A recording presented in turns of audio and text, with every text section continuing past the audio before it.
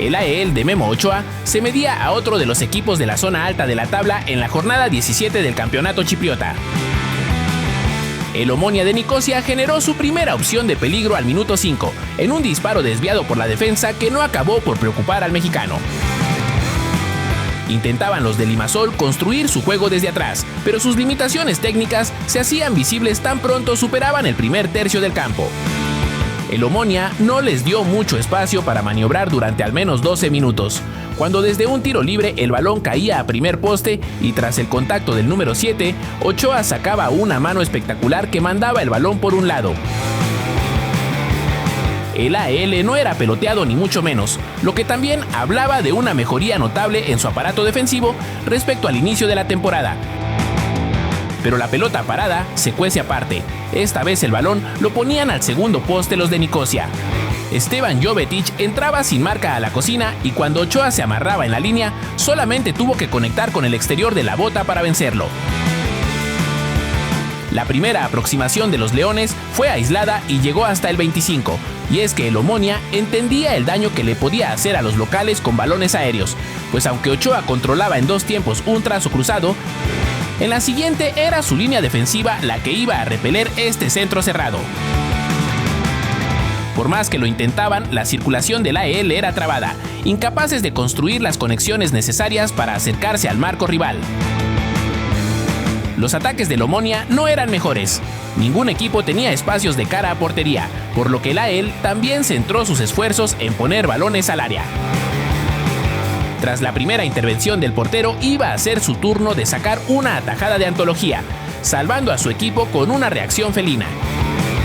Increíblemente, el AEL cerraba mucho mejor la primera parte, y esta dinámica la quisieron mantener para los segundos 45, llegando la polémica cuando Fabiano soltó el balón por el contacto de su compañero, aunque provocado por un empujón previo de un delantero. En 2 o 3 toques, el AEL quería ponerse de cara a portería y prácticamente no veríamos al pentamundialista en esta reanudación, dedicándose a encontrar el corredor menos poblado para que sus compañeros lo trataran de atacar. Esta fue la manera en la que los Leones se encargaron de marcar el ritmo en el juego, proponiendo un juego directo entre el interior y el exterior para romper la presión alta que les lanzaba el Omonia. A partir del minuto 70, los de Limasol se iban a perder una oportunidad inigualable para poner tablas en el marcador. Esto aunado a otra intervención importantísima de Fabiano, el Omonia quedaba con vida y saldría atrabancado a la portería de Paco Memo. Pero sin precisión en sus movimientos solo iban a amagar. Gol fallado era gol en contra, y tras el control de Zinc frente a la portería se dejaba caer en cuanto sentía el contacto. El Omonia se desplegaba y dejaban solo a Ryan en Maia. Ochoa salía y después iba a titubear, permitiéndole a su atacante ganarle por velocidad, dejándolo en el suelo hasta definir con portería descubierta. No había fuera de lugar, contrario a lo que decía en línea.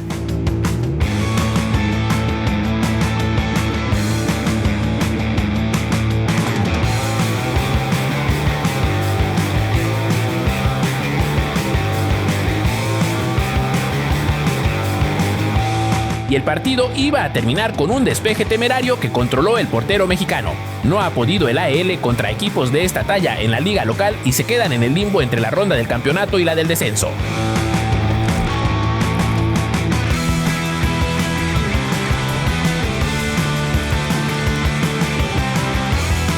En una fecha pendiente de la Scottish Premiership, el Celtic visitaba al Falkirk. Julián Araujo era titular en este escenario hostil para el equipo más laureado de Escocia, que desde su primera posesión buscó avanzar con verticalidad, reuniendo varios elementos en los 3/4 de cancha y coaccionando a sus contrincantes para cometer errores o forzar pelotazos desesperados. Era la banda del mexicano por donde se concentraban los primeros ataques del Celtic y en vista de que a sus compañeros los tenían bien protegidos, aparecía el primer desdoble de Julián, pero su centro fue calamitoso. A continuación, se armaba una buena triangulación por el costado derecho. La defensa se escalonaba y lograba enfriar la jugada. Luego de que Araujo interceptara una pelota en el centro del campo, agarraba a su compañero a contrapié con su pase. Los locales se rearmaban en una transición veloz cuya conclusión la controlaba Schmeichel. A pesar de tener el dominio en la posesión, en el último tercio el Celtic no había exigido al guardameta del Falkirk y entre más minutos pasaban sin un golpe importante en la mesa, todo el aparato defensivo crecía en confianza. Si bien era cierto que el Celtic ya había tocado la puerta, no estaba haciendo el desarrollo de partido que se esperaba en la previa, pues desde la línea de fondo les costaba en demasía romper la primera línea del Falkirk. Y una vez que lo conseguían, les quedaban más obstáculos al frente, comenzando a empujar a los celtas hacia un bloque bajo. Los papeles se comenzaban a invertir y los de jersey rayado la pasaban cada vez peor para salir jugando desde su campo, como lo marcaba una responsabilidad histórica por dominar en cada cancha a la que se presentaran. Cada vez veíamos más al portero danés y solo por un milagro, como en esta jugada de Wilson, era como el partido seguía en ceros. Con posesiones laterales, los visitantes trataban de ponerle hielo al asunto y superar este mal trago que ya se había extendido por varios minutos. Con estas posesiones largas, el Celtic recuperó algo del control que había desarrollado en el juego. Pero el problema seguía siendo el mismo. El Falkirk los desarmaba y a los jugadores de banda les costaba mucho trabajo ganar los duelos individuales. Los jugadores del Celtic se comenzaban a colar como la humedad por las bandas, pero el trabajo de la defensa era impoluto, compitiendo con intensidad e inteligencia para desarmar muchas de las llegadas de los Boys. Era la pelota parada la que le tendía una mano a los de Glasgow, que muy poco habían generado con la pelota a ras de césped. Podían respirar más tranquilos con este tanto. No obstante, el plan del Falkirk era el mismo. Detectaban las proyecciones de Araujo por la banda, defendiendo con bastante oficio. En la presión tras pérdida, volvían a ser efectivos los visitantes y Araujo usaba su arranque para evitar alguna descolgada a su espalda.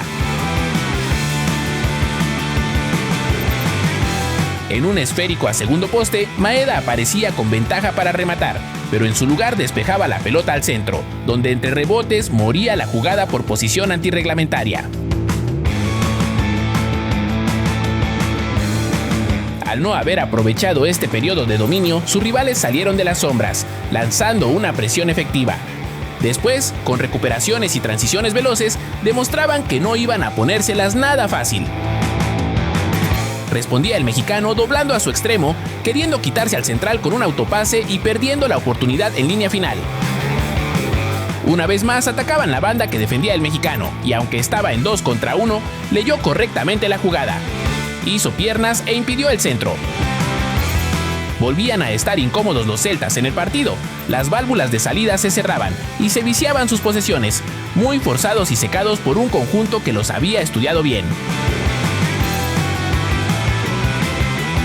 Era un duelo encarnizado en la zona media del rectángulo de juego, un tira y afloja constante entre dos conjuntos que igualaban fuerzas en cada duelo individual.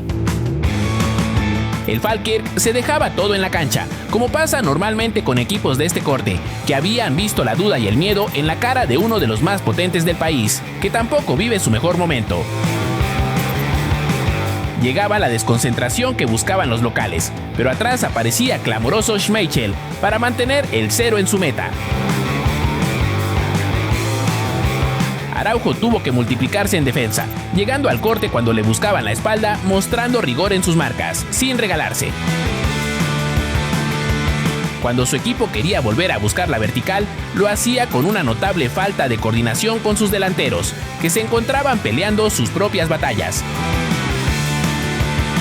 El juego se hacía rocoso y, con la mejor técnica de sus jugadores, el Celtic avanzaba a trompicones, sorteando obstáculos como podía, esperando acumular gente y hacer sentir una superioridad numérica, pero la defensa se seguía llevando las palmas. Seguramente Martin O'Neill tendrá que corregir muchos de los problemas que se vieron en este Celtic, que se mostró inoperante en ataque y muy desconfiado en la parte baja. Se agotaba el tiempo y el Falkirk sabía que había merecido más, pero con el cansancio por su despliegue físico empujaba más por corazón que por otra cosa. El plan se reducía a sobrevivir y a lanzar el último esfuerzo hacia adelante, a cargar el área con lo que quedaba de energía y a buscar un rebote o una segunda jugada que les regalara una opción de oro.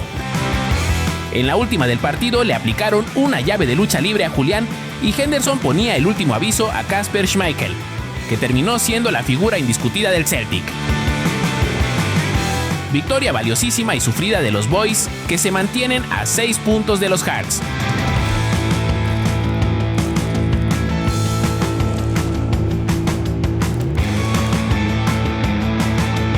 En la Copa de los Países Bajos, el AZ y el Ajax se enfrentaban en los octavos de final. Mateo Chávez saltó al campo como titular y desde muy temprano los queseros hacían valer su localía. Pierrot partió en línea y aprovechó el mal rechace del guardameta para mover el electrónico.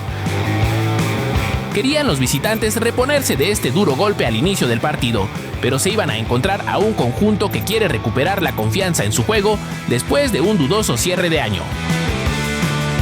Los ataques de los hijos de los dioses no terminaban por ser profundos gracias al trabajo de la línea defensiva, que se compactaba para no dejar resquicios y evitar que sus rivales se conectaran. Al final del día eran dos equipos con filosofías muy parecidas, que procuraban el dominio de la posesión por sobre todo, y lo que marcaría la diferencia serían los duelos individuales, la capacidad de los jugadores para sortear obstáculos al frente. Mateo se estaba mostrando de gran manera al defender y al atacar, siendo un jugador muy agresivo tras la pérdida del balón, dispuesto a imponer condiciones contra su homólogo por la banda. Cuando lo quemaban, era importante tener un regreso veloz para cubrir su zona y después encontrar opciones en la salida. Al cuarto de hora quemaban a su central, que le hizo la cobertura a Mateo. Dolberg se escapaba por la derecha y el mexicano tenía que sujetarlo y negociar la amarilla para que no se metiera al área. Eran momentos de sufrimiento para los de Alkmaar. El Ajax no era apabullador, pero había tomado la pelota e inclinado el juego a su favor. A través de descolgadas, los queseros trataban de aprovechar el posicionamiento arriesgado de sus oponentes, pero su repliegue era correcto y terminaban tapando los espacios atrás.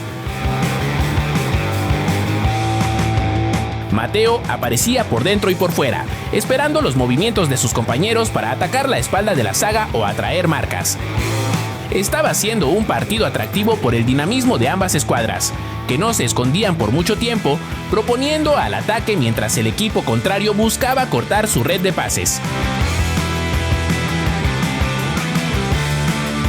A Mateo ya lo habían dejado atrás en un par de oportunidades y al minuto 26 iba a jugar con fuego, cometiendo esta falta a Dolberg en las inmediaciones del área que de milagro no lo mandó a las regaderas. Avisaba Gluck con este tiro libre que se fue por arriba y Chávez no bajaba su intensidad a pesar de haber tenido un desliz minutos atrás, mostrando su afinidad por avanzar hasta línea final en este periodo donde la pelota les pertenecía a ellos. Solo una genialidad y un error iban a poder destrabar este partido y con el despeje de Jaden Owusu-Oduro, además del terrible fildeo del central, Pierrot dormía el balón, se clavaba al área y fusilaba al guardameta con un zurdazo cruzado. Fue un duro golpe para los hijos de los dioses, que habían reaccionado bien tras el primer tanto. El AZ quería aprovechar este subidón anímico y Jensen ensayaba este tiro desde fuera del área, atajadón del guardameta, y en la segunda tapaba el contrarremate del tiloncito. Inmediatamente buscaba colarse hasta el área entre paredes con sus compañeros, pero el último pase fue muy largo a pesar del centro. Atacaban la banda del mexicano en el último suspiro de la primera parte. El Ajax buscaba levantar la cabeza, pero con centros al área no iban a llegar a ninguna parte. Los centrales atacaban la pelota de frente, las coberturas llegaban a tiempo y el área se llenaba de camisetas rojas que despejaban sin contemplaciones. El AZ atacaba por derecha. Mes de Witt dejaba el balón servido para el contacto exquisito con el interior de Koop Meiners, que escondió el balón en la esquina inferior. Apenas se movía el esférico en la reanudación, un rebote fortuito favoreció a Smith, que con otro gran golpeo dejó sin posibilidades a Vítězslav Jaroš. 2 goles de vestidor iban a afectar la moral del Ajax, pero a pesar de lo complicado que se veía el panorama para ellos, no iban a bajar los brazos ni perder la organización que los caracteriza. El AZ jugaba más holgado, pero bajar la tensión contra un rival como este no era opción. Esto se veía claro en el juego de Mateo, que seguía mostrándose al frente en las combinaciones de su equipo, pero que pocas cosas iba a poder generar por su carril porque tenía que tener muy presentes a los extremos. Si lo quemaban por la espalda, uno de los interiores tenía que salir al quite y apoyarlo, porque los hijos de los dioses volvían a apretar y desplegar sus ideas tal como lo demandaba su escuela. Fue una prueba importante para el mexicano, a quien le tocó enfrentar a jugadores con explosividad y desborde, teniendo una efectividad aceptable en las aproximaciones del Ajax, que solamente buscaba un gol para encontrar algo de luz al final del túnel. El AZ no tenía prisa por ir a morder alto ni por regalarle espacios a un rival que vive de acelerar cuando huele caos. Preferían hacerse chiquitos por dentro, negar el carril central y obligar al Ajax a jugar por fuera, donde los ataques se vuelven más previsibles y el área se convierte en un terreno de despejes y segundas jugadas. Lo que le puso el último clavo en el ataúd a los de Ámsterdam fue esta entrada durísima de Wijndal sobre Goes. Al mismo tiempo salía Mateo del campo, buscando piernas frescas en el lugar por donde los estaban atacando más.